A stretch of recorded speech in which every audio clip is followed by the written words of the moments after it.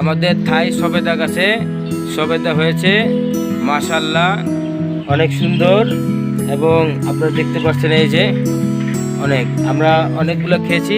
এটা দুইটা একটা করে পাকে, এর জন্য আপনার সব একসাথে খেতে পারি না। আপনার দেখতেই পাচ্ছেন গাছটা অনেক বড় হয়েছে। প্রতিবারই খেয়ে শীতের পর আমরা খাই, এবারও খেয়েছি।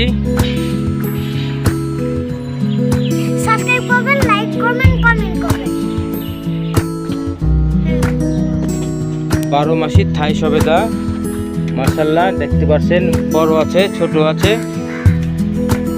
এটাই বৈশিষ্ট্য যে 12 মাস আপনার সবেদা হয়, ছোট বড় মিলিয়ে আছে, ফুলও আছে এবং সবেদা আছে। এগুলা কয়েকদিন পর আবার বড় হবে, বড় হওয়ার পর আবার খেতে পারবো।